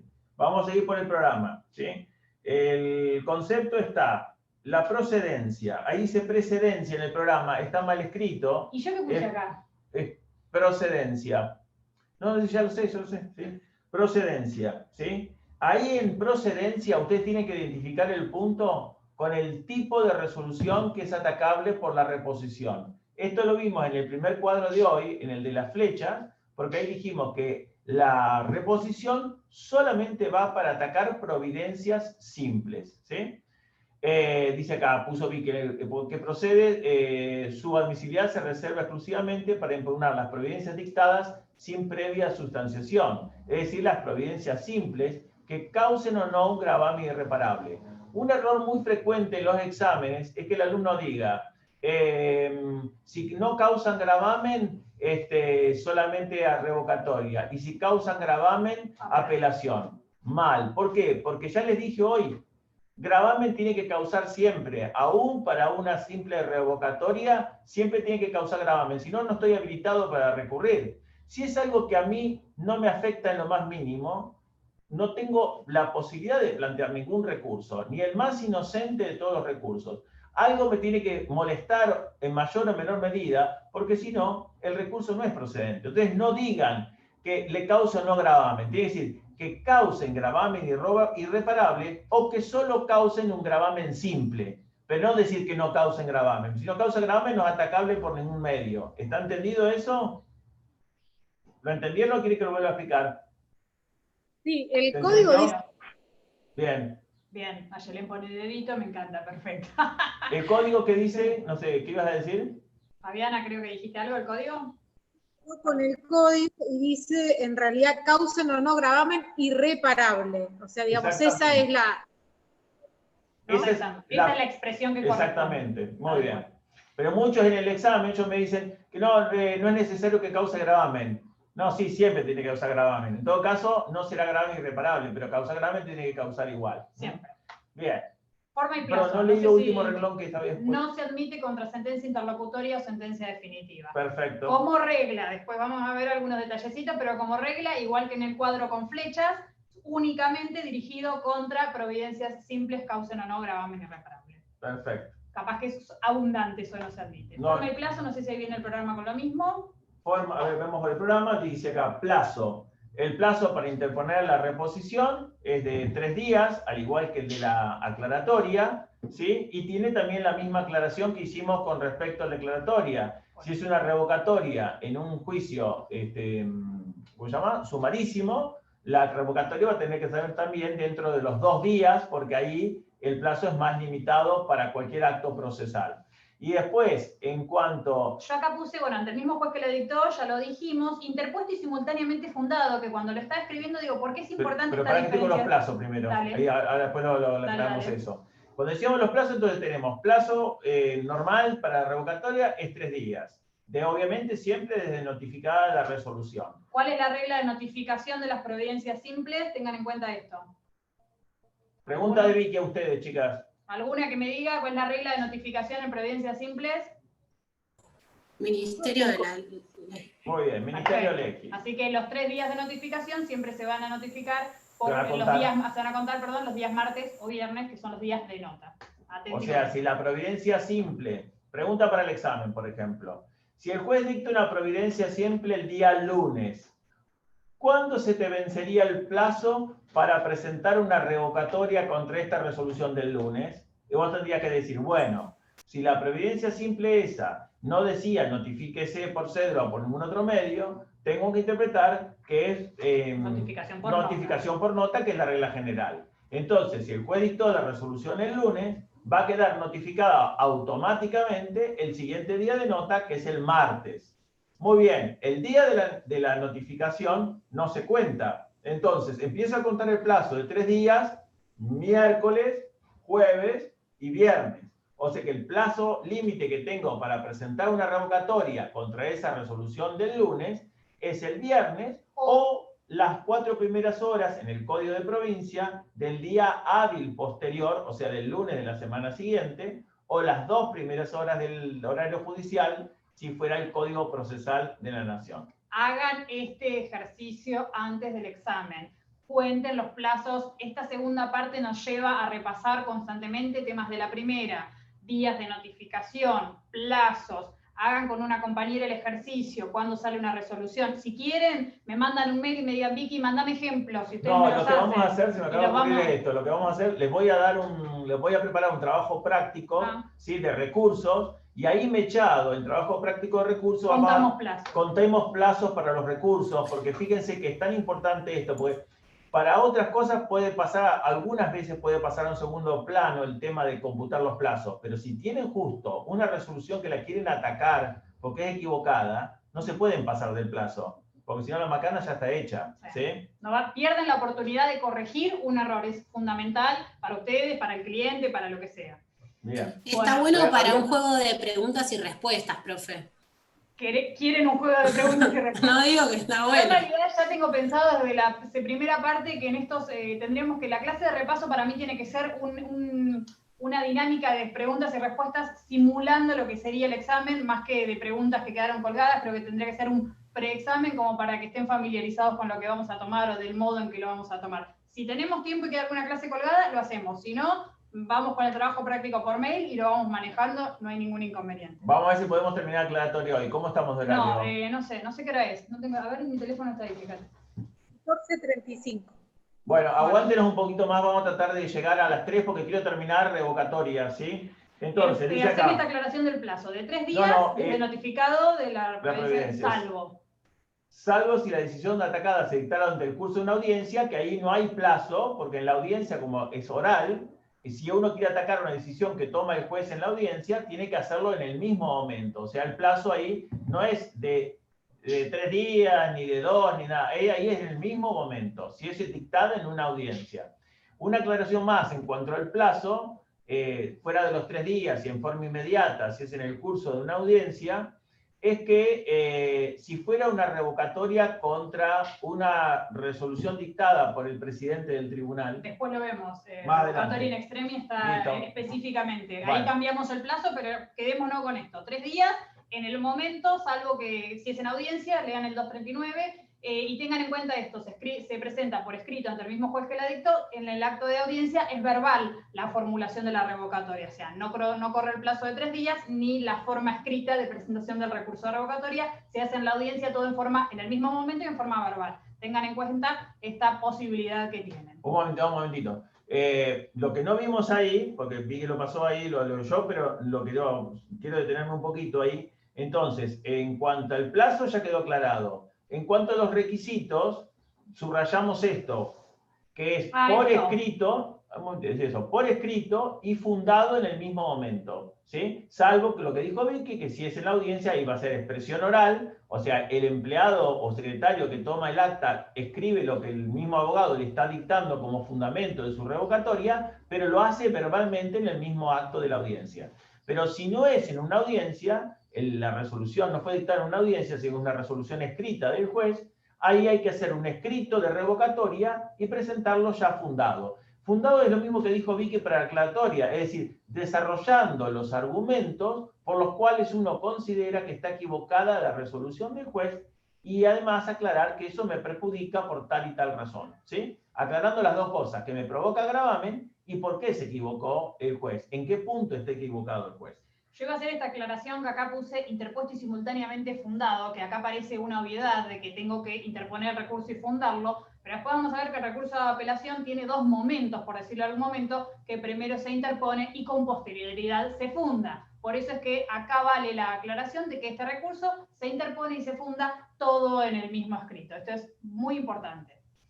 Después dice trámite del recurso de revocatoria. Ahí me robé un cuadro de algún lado, pero está tan claro para explicar la tramitación que me pareció importante que lo copiemos. Lo bueno se copia. A ver. Dice. Empieza con que el juez dicta una providencia simple que causa no gravamen irreparable, ¿no? Este es el punto de inicio. ¿Lo leen o está muy pequeñito? ¿Pueden llegar a verlo? Bien. Bueno, con el dictado de una providencia simple que causa no gravamen o no irreparable se genera toda esta situación de la interposición de un recurso de reposición o revocatoria. El segundo puntito dice, notificada por nota la providencia, que recién hablamos que era el método de notificación general, salvo, dice acá, notificación personal o por cédula, eso ocurre el martes o viernes siguiente. ¿Por qué? Porque puede haber alguna providencia simple, lo hacemos en pregunta, puede haber alguna providencia simple que no se notifique por nota y requiera otro método de notificación. Sí. Por ejemplo, el traslado de la demanda es una providencia simple, ¿sí? Porque se dicta sin previa sustanciación, y para el destinatario de esa providencia simple, que es el demandado, que tiene que contestar la demanda, ¿sí? Eso le va a llegar por cédula, él no se va a notificar por nota. Esa resolución, el primer despacho del juez es para la parte actora, obviamente que como es el que interpuso la demanda, él ya está en el juicio, el primer despacho a él sí se le notifica por nota. Pero para el demandado, si quisiera atacar algo de ese despacho, el plazo de 3 días se va a contar desde el día que recibe la cédula de notificación del traslado de la demanda. Bien. Tengan en cuenta, como siempre, cuando hicimos líneas de tiempo, este juego que hay en el proceso de lo que dice el juez y lo que dice la parte. Continuamente vamos y venimos. Actor, juez o demandado, juez, siempre es una respuesta, un diálogo entre las partes. Entonces, el juez dicta una resolución, providencia simple que causa un agravante irreparable, la parte se notifica de esa providencia por nota en general, puede haber una excepción por cédula, y tiene un plazo de 3 días para recurrirla. Acá dice la parte presenta el recurso de revocatoria dentro de los 3 días previstos al efecto. Una vez que la parte presenta el recurso de revocatoria, ahí le toca nuevamente la actividad del juez. ¿Qué va a hacer el juez presentado al recurso? Dice, el juez hará un primer análisis de admisibilidad. Siempre lo primero que se analizan los recursos cuando llegan presentados son la admisibilidad, la forma, si ese recurso cumple con todos los requisitos que nosotros estuvimos viendo que tenemos que tener en cuenta al momento de plantearlos. Entonces, el profesional los considera al momento de plantearlos y el juez los analiza al momento de conceder o no este recurso. ¿Qué va a considerar el juez? Si es manifiestamente inadmisible, dice, lo rechaza in limine. Eso surge por el mismo articulado, ¿eh? Esto está en el artículo del código, no sé cuál es, fíjate ahí, a ver. Parece que es el 240, a ver. Vamos a En mirar. uno de esos dice que si adquiere que fuera inadmisible, lo rechaza in limine. No me acuerdo cuál es. El 240, el juez previo traslado solicitante, donde habla de todo el trámite que... no, mentira, el 239, sí, el 239 al final. Si el recurso fuera manifiestamente inadmisible, el juez o tribunal podrá rechazarlo sin ningún otro trámite, dice. Ahí está. 239 infine. Al cuadro ese, si le quieren agregar, ahí, ¿verdad? Con el cursor vos. Sí, acá. Si le quieren agregar ahí en el manifiestamente inadmisible, póngale último párrafo del artículo 239. ¿Qué daba de ejemplo ahí? El ejemplo es burdo, porque dice el caso de que la parte intente revocar una sentencia interlocutoria definitiva sobre las que no es posible interponer un recurso de reposición. O sea que... ahí lo rechaza in limine. Se dice, no, mira, escúchame, esto es solamente atacable por providencia simple. Entonces el recurso de revocatoria se rechaza. In limine, es decir, sin ningún trámite. Ahora, la otra opción es que si el juez lo considera admisible el trámite, va a depender de qué. Ahí se abren dos flechas, o sea, si lo considera que está en término y que es una resolución atacable por reposición, puede tomar dos caminos. Y los dos caminos que se va a variar el trámite de la reposición, van a depender de esto. ¿Cuál es el origen de la resolución que se quiere atacar? Si la resolución que se quiere atacar se originó en un dictado de oficio del juez o en un pedido de la misma parte que ahora la está cuestionando, en ese caso el juez resuelve directamente el recurso, no hay que dar ningún tipo de traslado y ahí se termina el trámite. Por el contrario, si la resolución que se quiere atacar fue una providencia dictada o que se originó en un pedido de la parte contraria a la que ahora la está cuestionando, entonces ahí tiene que dar traslado a la parte que había pedido aquella resolución antes de decidir. Ahí faltaría en el cuadro, después del traslado, sí, se sustancia el recurso. Se contesta y le contesta. No, porque acá volvemos para acá arriba. El juez ordena dar traslado al recurso, plazo para contestar la contraria. Ahí volvemos para acá. Bueno, entonces la línea punteada significa volvemos arriba. Exactamente, vamos para acá. Yo lo que les iba a decir que hasta esta línea punteada, o en realidad hasta esta parte, yo señalo como si me estuvieran viendo, hasta esta parte del cuadro del trámite de la revocatoria, podemos hablar de un trámite de dos, de una relación de dos. Juez y parte que solicita la revocatoria, con todo el análisis que hace el juez de admisibilidad. Ya cuando la resolución fue a pedido de la contraria y se va a dar un traslado, ya ahí somos 3 partes involucradas, las 2 partes del proceso y el juez. Tengan en cuenta esto, o sea, ¿quiénes van a intervenir en esta primera parte? Si la resolución es de oficio o a pedido de la recurrente, o cuando es a pedido de la contraria, ya tenemos que involucrar a la contraria, o sea, a la otra parte del proceso, y vamos a hacer 3 interviniendo en este recurso de reposición. ¿Por qué? Porque el juez le va a dar la traslado a la contraria, acá volvemos, el juez ordena el traslado del recurso, y va a tener 3 días para contestar este traslado. ¿Ven que volvió arriba, Vicky? ¿Se dieron cuenta? 3 días para interponerlo, tiene la parte, y 3 días para contestar, también tiene 3 días para contestar la parte contraria. Acá dice, si fue interpuesto en una audiencia, lo debe responder en el acto. Dijimos que el de la reposición en audiencia es verbal en el mismo momento, lo mismo para la otra parte, en el mismo momento el juez le va a dar traslado a la contraria para que responda si quisiera en ese momento y va a decir algo, ¿sí? Bien. Plazo para contestar, la Una contraria, pregunta. Sí, Angelito. Buenas tardes. Buenas Hola. tardes. ¿Por qué el juez lo puede rechazar el recurso? In limine, porque no se cumplen con los requisitos previstos por el código para que proceda este tipo de recurso. O no es del plazo, porque se presentó fuera de plazo, o porque no es una resolución apelable por ese tipo de recurso. Perdón, apelable no, pero recurrible o cuestionable por ese tipo de recurso, ¿sí? Entonces son las dos cuestiones por las que declara inadmisible. Si es una resolución atacable, en este caso sería una providencia simple, y a su vez lo hizo en término, entonces el juez ahí va a tener que decidir si lo va a resolver con sustanciación previa o sin sustanciación previa. Pero no es de libre elección, Angelito, para el juez qué trámite le da. Todo depende del origen de la resolución recurrida. Ahí No, lo entendí bien.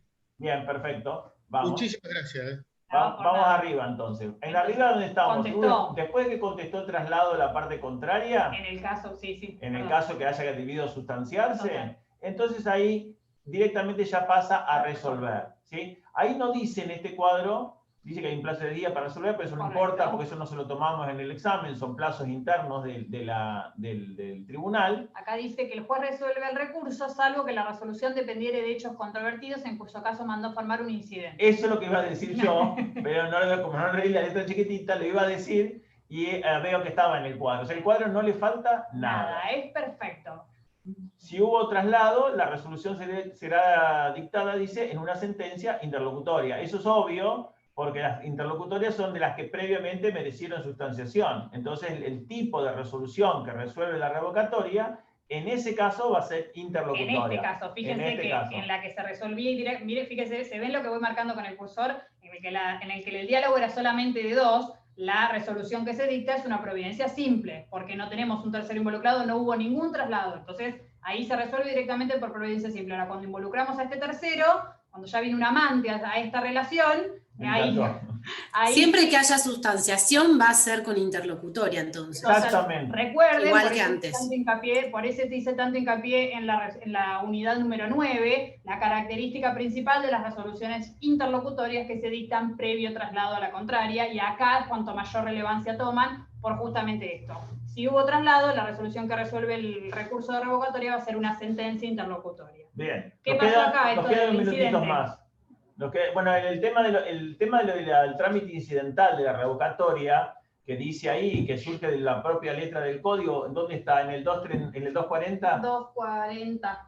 240, último párrafo, dice, cuando la resolución... Dependiere de hechos controvertidos, el juez podrá imprimir al recurso de reposición el trámite de los incidentes. Esto en la práctica casi nunca lo veo. Miren, yo tengo 31 años acá y la verdad que por lo general las revocatorias son cuestiones muy concretas que se deciden con la sustanciación de la parte contraria. Es muy difícil que tramite por incidente. El código lo prevé, pero tendría que ser un caso en que la decisión a adoptar en la revocatoria dependiera de elementos de prueba y para eso tendría que abrir un incidente, pero no es lo que normalmente ocurre. Por lo general se resuelven con la simple contestación de la contraria cuando es dictada a pedido de la parte contraria, pero no más que eso, ¿sí? Pero en la letra del código sepan que está por si algún profesor les pregunta. ¿Puede tramitar por revocatoria puede tramitar por incidente la revocatoria? Y usted va a decir ahí, sí, en un caso excepcional, que es cuando dependiera de la prueba de hechos controvertidos. ¿Está claro? Nada más que eso. Todo lo que dijimos desde que arrancamos revocatoria está legislado en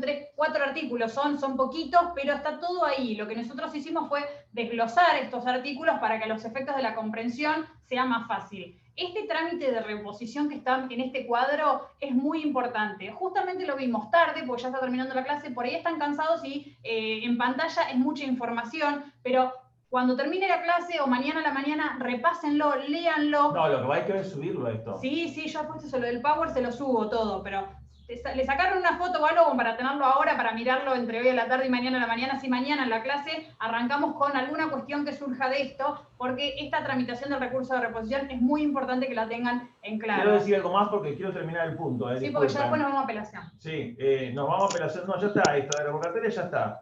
Vamos a apelación subsidiaria, Ahí, eso. que es el punto siguiente. No, y nos falta un recurso de revocatoria contra nota firmada por el actuario Bueno, ya, y revocatoria.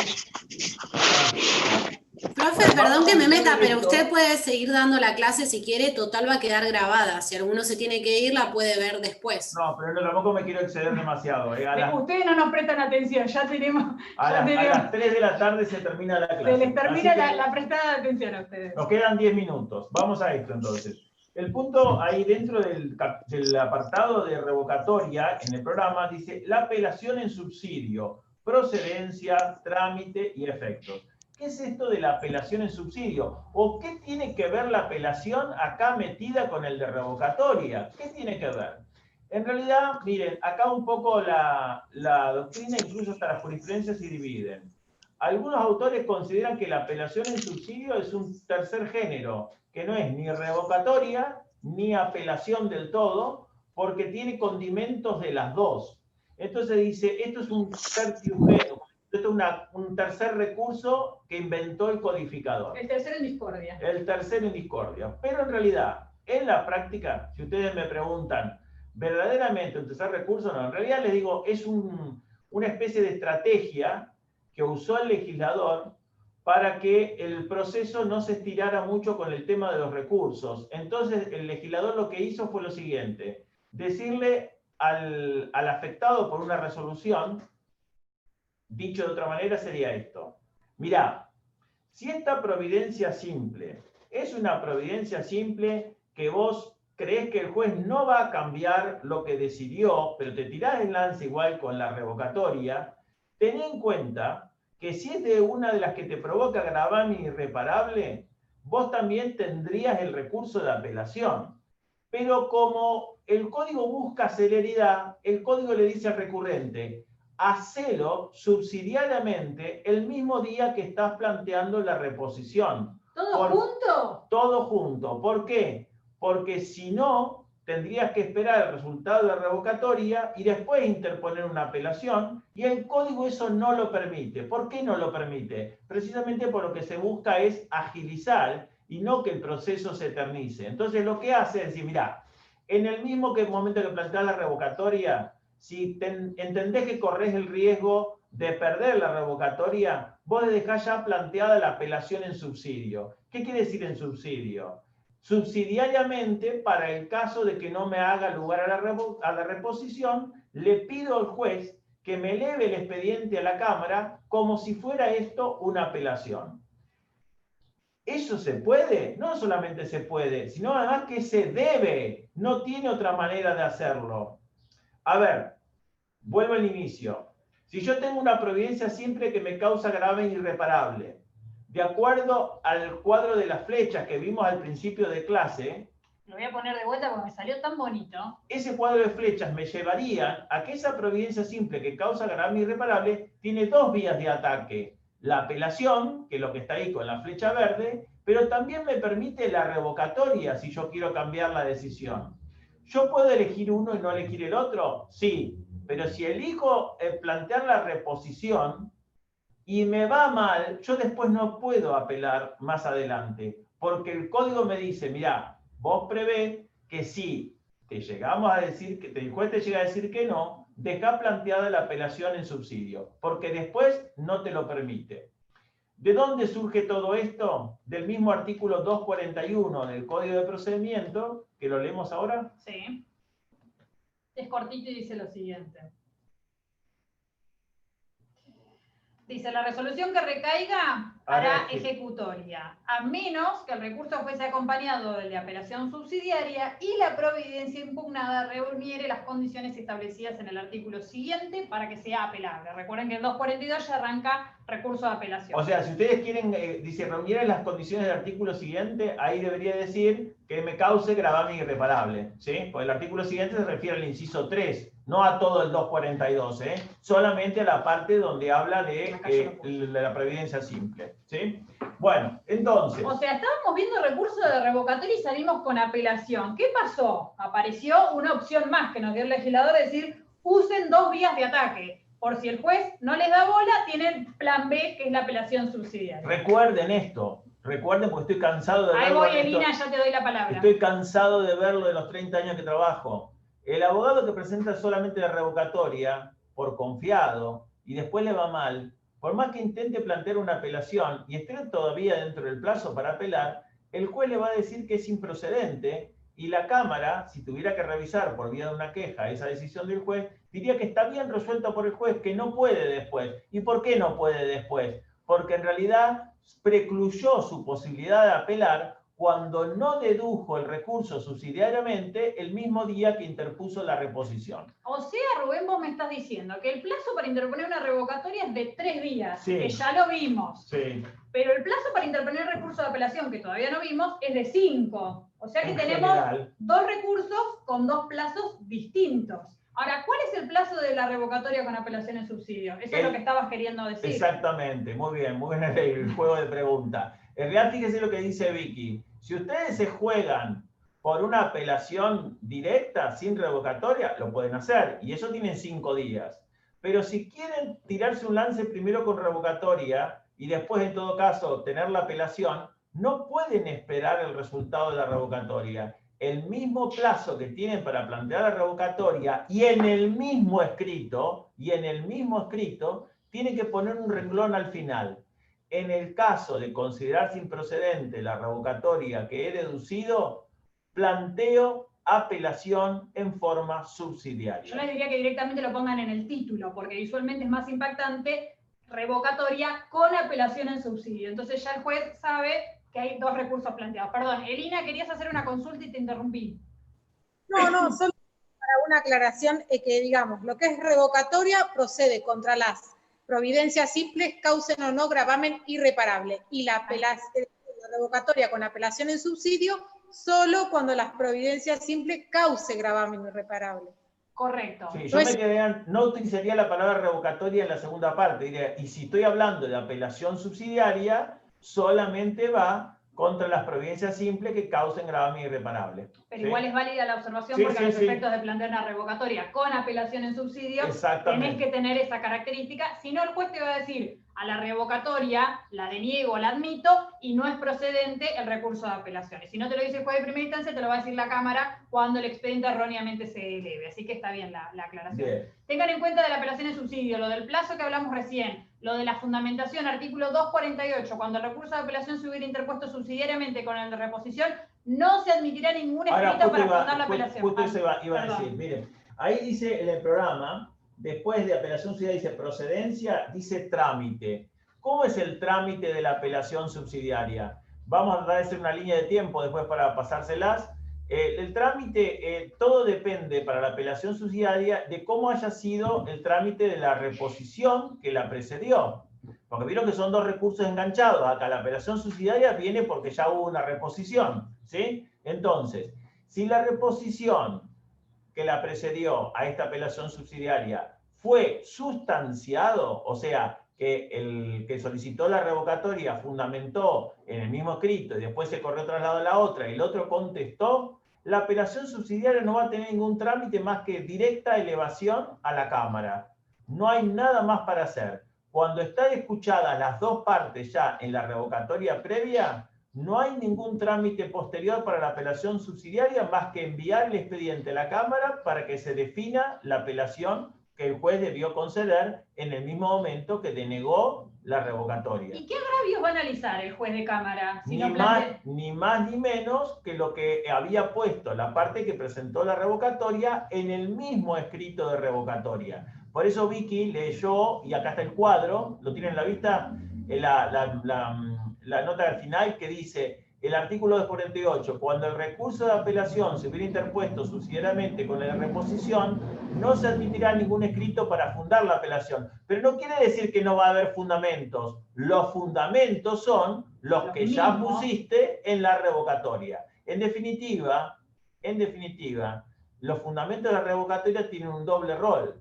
ser fundamento de la revocatoria y a su vez ser el memorial para el recurso de apelación subsidiaria que va a tener que tratar la Cámara en el caso que no haya procedido la revocatoria. Claramente siempre el de apelación en subsidio se toma relevancia ante la denegatoria de la reposición. O sea, denegada la reposición, claramente toma vigencia la apelación, si no, claramente no. Exactamente. Entonces tenemos que el trámite de la apelación subsidiaria, cuando la revocatoria fue previamente sustanciada, no hay nada más para hacer. El juez, denegada la revocatoria, concede la apelación y envía el expediente a la Cámara. Porque las dos campanas ya fueron escuchadas, la del recurrente y la de la parte contraria, al contestar los argumentos de la revocatoria.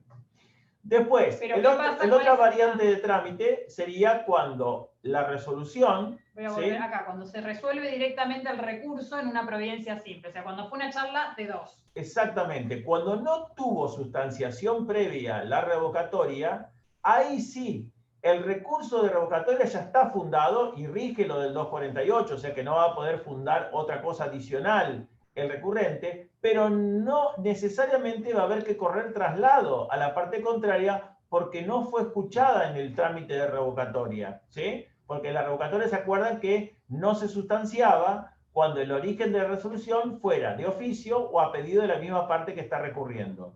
Pero si ya estamos en la parte de una apelación subsidiaria, ahí sí vamos a tener que tener la otra campana también de la parte contraria. Entonces, si la apelación subsidiaria fue precedida por una revocatoria que no tuvo sustanciación previa, el juez, al conceder la apelación subsidiaria, va a decir, de los fundamentos presentados por el recurrente, córrase traslado de la parte contraria para que los conteste, y no ya en el plazo de 3 días como era en la revocatoria, sino que le va a dar un plazo de 5 días para contestar los argumentos de la parte que había recurrido.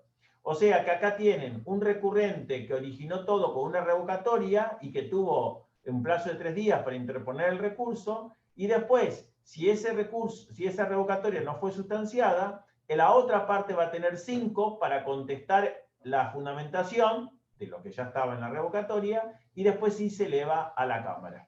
Tengan en cuenta que justo dijo Rubén, se eleva a la Cámara después de todo esto. Todo lo que vimos hoy, el recurso de aclaratoria, el recurso de reposición, el recurso de revocatoria con apelación en subsidio, todo tramita en primera instancia. Hago esta aclaración porque cuando mañana arranquemos con apelación, vamos a ver que hay trámites en primera instancia y trámites en segunda, depende cómo sea el recurso. Pero todos estos recursos que vimos hoy, o sea, toda esta tramitación se da en primera instancia ante el mismo juez que dictó la resolución. Juez o tribunal que dictó la resolución.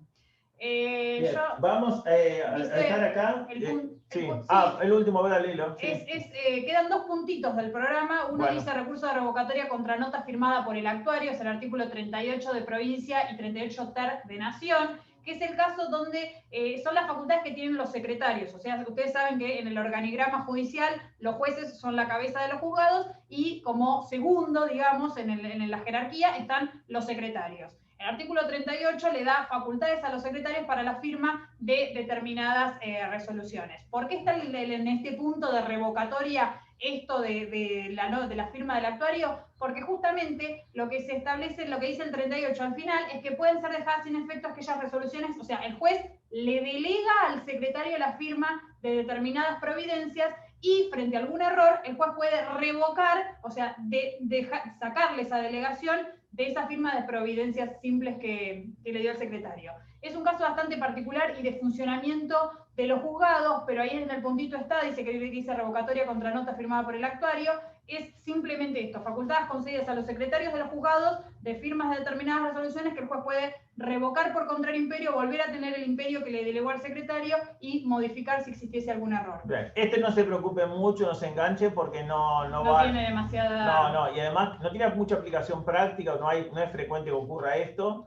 Y los secretarios cada vez tienen menos facultades, así que tampoco hay tantas cosas firmadas únicamente por secretario. Sí, y en todo caso tampoco es algo definitorio para el examen, pero léanlo, es bastante simple. Esto sí me parece un poquito más importante en cuanto a los efectos prácticos, que hoy el doctor se los quería anticipar, se llama recurso de revocatoria in extremis, no está regulado en el código, es una construcción doctrinaria y jurisprudencial, y a los efectos, una modificación más grande que tiene es el plazo de interposición. Vos lo querías comentar hoy. No, hoy lo que quería comentar era otra cosa, pero sabía que me decías eso, era que la revocatoria de una providencia simple dictada por el presidente del tribunal, me refiero a esto en el caso, por ejemplo, de los casos de tribunales colegiados, sea una cámara de apelación, o sea también un tribunal colegiado como podría llegar a ser en su momento, que era el de familia, ahora ya no es más colegiado, o el de laboral, que ese sí mantiene la colegiatura. Cuando el presidente dicta providencias simples, son susceptibles de reposición, y ahí el plazo es de 5 días. Nosotros lo tenemos en qué artículo, ¿por el 268? Ahí, el 268. El 268. El recurso de revocatoria procede contra las decisiones simples o de mero trámite dictadas por el presidente de la Cámara y debe ser resuelto por el tribunal. En consecuencia, los fallos de alzada de carácter interlocutorio y definitivo no toleran este sendero, artículo 268 del CPC. Los tribunales que dicen... Los fallos de alzada de carácter interlocutorio y definitivo. Ah, claro, no bueno, ¿por qué? Porque ya no son providencias simples, pero las que son providencias simples son atacables por vía de reposición, y ahí el plazo para interponerlo es de 5 días. ¿Estamos? Bien. Ahora bien, ¿qué es esto de la revocatoria in extremis? Ahí vi que... Justamente en este final que dice que los fallos de alzada de carácter no toleran este sendero, ahí viene la excepción. Ahí viene la excepción. Esto no estaba antes, y esto, como dijo Vicky, fue una creación jurisprudencial y doctrinaria, fundamentalmente de un autor que nosotros hemos mencionado muchas veces, el autor rosarino Jorge Walter Peirano, que fue el que advirtió que cuando las resoluciones, él es juez de cámara en Rosario, o era, no sé si ahora lo seguirá haciendo, tal vez sea juez del Tribunal Supremo, la verdad que no lo sé. Peirano lo que advertía era que muchas veces, cuando se dictaban resoluciones en la Cámara, de tipo interlocutorio o definitivo, la parte, cuando advertía que en esa resolución se había cometido un error, ¿sí? Lo forzaba para meterlo dentro del concepto de aclaratoria, para poder presentar la aclaratoria, que como ustedes saben va contra cualquier tipo de resolución judicial. Pero los jueces de la Cámara advertían que en realidad, más allá de que estaba disfrazado de aclaratoria, lo que se pretendía era alterar sustancialmente lo decidido. Entonces, en ese contexto, advertía Peirano que era ilógico denegarle la posibilidad de revisión ante la alzada porque excedía los límites de la aclaratoria, habida cuenta que implicaba una alteración sustancial. Entonces, ¿cómo hacemos? Bueno, dice, lo único que nos queda es denegar la aclaratoria y pedirle a la parte, o mejor dicho, pedirle no, dejarle a la parte habilitado que plantee un recurso extraordinario para ir a la Suprema Corte de la provincia. Pero decía Peirano, si nosotros mismos nos damos cuenta que el error lo cometimos, que por ejemplo nos habíamos equivocado en una cosa grosera, porque tomamos tal vez una prueba que acá en este juicio no se había realmente tramitado, y nos equivocamos groseramente, aún sabiendo que tenemos que alterar la sustancial de la decisión, ¿cómo vamos a dejarlos en banda? Más todavía, decía Peirano, y acá viene lo revocatorio in extremis, si esa resolución no tiene ni siquiera la posibilidad de ir a la Corte por vía de un recurso extraordinario. Es como que la macana terminaba siendo irremediable. Para eso, entonces, lo que empezaron a hacer en algunos tribunales, incluso en la Cámara de Plata se hacía, yo todavía no era juez, ni juez de primera instancia en ese momento, pero los jueces nos decían, bueno, miren, si viene una aclaratoria y lo que nos están marcando es un error que cometimos y que altera lo sustancial de la decisión, pero realmente tiene razón la parte cuando nos presenta el recurso de aclaratoria, no lo deneguemos. Digamos que en realidad se trata de un error de enfoque. Le ponían los jueces palabras raras para forzarlo en una aclaratoria, pero en realidad no eran aclaratorias, eran verdaderamente cambios sustanciales de la decisión. Cuando alguna de las partes iba a la Corte, con motivo de que esa decisión no le había gustado, la decisión de la Cámara, la Corte no invalidaba nada. ¿Por qué no lo invalidaba? Porque en realidad se daba cuenta que le había dado un trámite de aclaratoria para no perjudicar a la parte. Ahora bien, ¿qué pasa cuando no hay recurso extraordinario? Cuando no le da el monto para ir por recurso extraordinario. ¿La macana queda irremediable así? No. Entonces lo que hizo la jurisprudencia fue directamente sacarle el ropaje de aclaratoria a aquello que forzadamente se quería meter en el recurso de aclaratoria y tolerar un recurso de creación pretoriana que es la reposición in extremis. Es decir, in extremis, ¿por qué? Porque es en el extremo ante la imposibilidad de tener otro recurso para subsanar el error cometido por el tribunal. En ese caso, se flexibiliza el tipo de resolución atacable por la reposición, porque se permite que sea contra interlocutorias y definitivas, pero la condición para que funcione esta revocatoria in extremis es que se trate de un caso que no tiene posibilidad de solución por ningún otro recurso, ni ordinario ni extraordinario. Si lo que yo pretendo conseguir con la revocatoria in extremis es una simple corrección en el error numérico, la Cámara va a decir, escúchame, te lo tomo como aclaratoria, porque la aclaratoria es un recurso que habilita eso. Si yo pretendo, en realidad, que se altere lo sustancial de la decisión y existe un recurso extraordinario, la Cámara también va a denegar la revocatoria in extremis porque tiene una vía para solucionarlo. Pero si la Cámara advierte que aún tratándose una alteración sustancial de lo decidido, en realidad es algo que no va a tener otra posibilidad de llegar al superior tribunal, que sería la Corte, en ese caso admite la revocatoria in extremis y corrige lo que hay que corregir. ¿Está entendido? Ese sería el concepto. Ahora, en cuanto, ahí dice requisitos. ¿Qué requisitos se piden en la jurisprudencia para que proceda la revocatoria in extremis?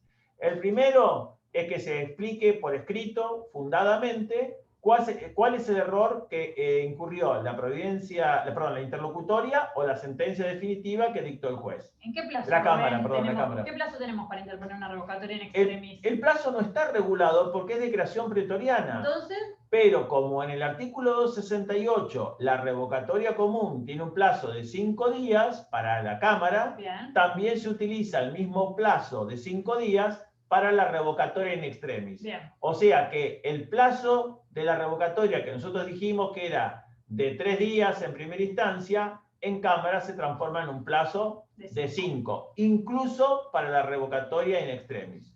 El otro requisito, además de ser por escrito fundado y estar dentro de los 5 días, es que no exista otro remedio recursivo para solucionar el error cometido. Si existen otros medios recursivos, sea ordinarios o extraordinarios, ya no va a la revocatoria in extremis. Hay que decirle al litigante, existiendo otras vías recursivas, no ha lugar a la revocatoria in extremis. ¿Entendido?